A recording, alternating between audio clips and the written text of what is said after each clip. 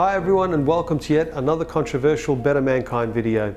I think subconsciously there must be a part of me that enjoys the onslaught of nasty comments when I make videos like this.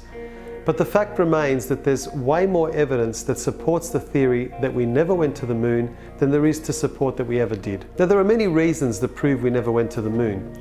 To mention a few, you have the wavy flag in a zero atmosphere environment, the lack of any blast crater underneath the lunar module, or how about the absence of stars in space? The problem with any of these arguments is that NASA seems to have an explanation for every single one of them. Therefore, people like me and other moon landing deniers are referred to as a bunch of crazy tinfoil hat-wearing conspiracy kooks that need to up their medication. So in this video, I'm only going to address a single discrepancy that NASA themselves have admitted to on more than one occasion, and will prove without a doubt that we have never even left low Earth orbit, let alone landed a man on the moon. But first, let's go back to school and get a refresher course on the different atmospheres surrounding the Earth. Now, the following information is critical to proving my point, so please bear with me. First, we have the troposphere. This is where all of our weather occurs, and it is the lowest layer of the Earth's atmosphere. It starts at the Earth's surface and extends up to a height of 4 to 10 miles. Next, we have the stratosphere, which extends to about 35 miles above the Earth's surface. This is where our ozone layer resides and protects us from those dangerous UV rays. It is also the layer where aircraft travels, as it is free from weather disturbances. Now we go up to the mesosphere, where most meteors burn up on entry. The mesosphere stretches up to 50 miles above the Earth's surface. Next we have the thermosphere, and this layer extends up to 400 miles from the Earth's surface, and the air here is very thin. Also, temperatures here start to get really hot, ranging anywhere from 200 to 500 degrees Celsius and 500 to 2000 degrees Celsius in the upper region. And last but not least is the exosphere. The temperature in the exosphere can vary from 0 to 1700 degrees Celsius. The exosphere is the outermost layer of the Earth's atmosphere and is around 6,200 miles from the Earth's surface. Now, according to NASA, low Earth orbit is around 1,200 miles from the Earth's surface.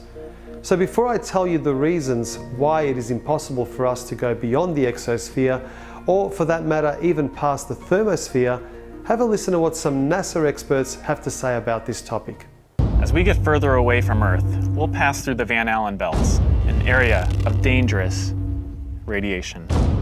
Radiation like this could harm the guidance systems, onboard computers, or other electronics on Orion. But Orion has protection.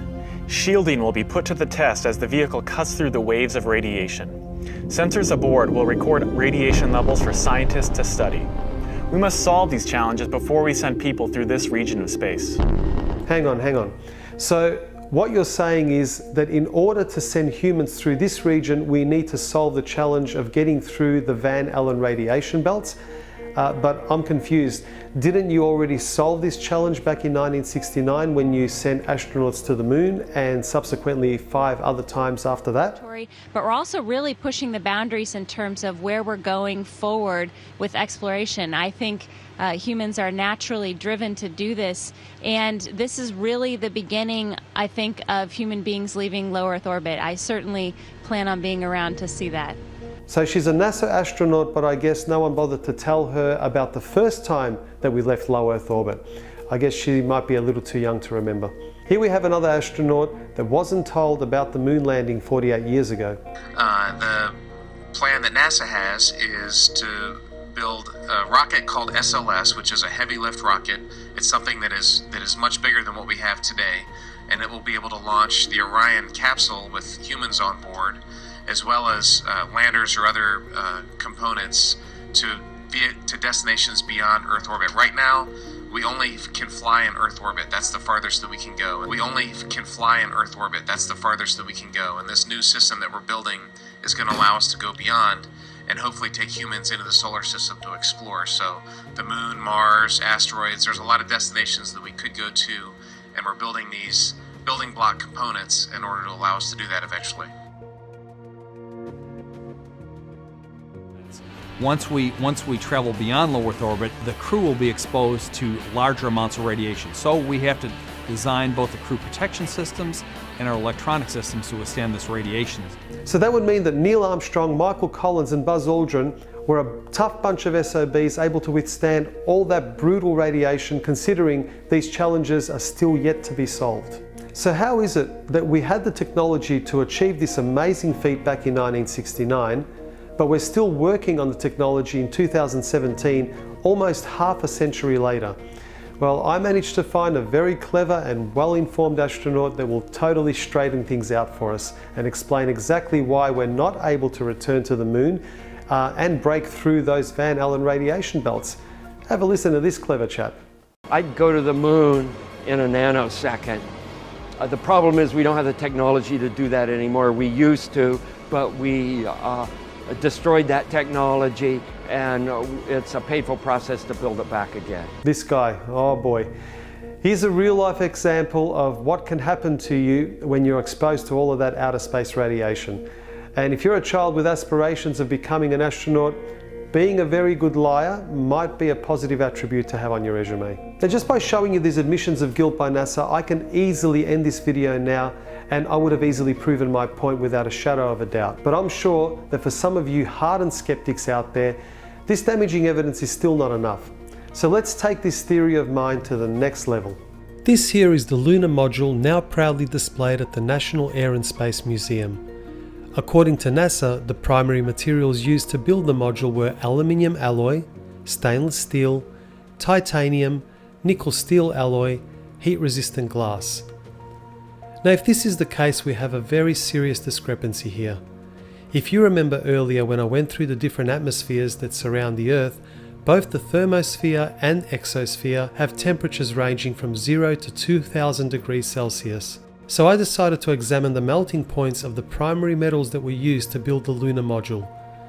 First off, we have the aluminium alloy, which has a melting point of 463 degrees Celsius. Next, we have stainless steel, which has a melting point of 1510 degrees Celsius. Then we also have nickel steel alloy, which melts at 1453 degrees Celsius, and of course the heat resistant glass for the windows, which has a melting point of 760 degrees Celsius. So this would mean that the lunar module, along with its occupants, would have disintegrated well before it even passed through the thermosphere, let alone surviving the Van Allen radiation belts in the exosphere. To protect the astronauts from the Van Allen radiation belts, the lunar module would have required 6 feet of lead shielding. But here's what they really had for protection.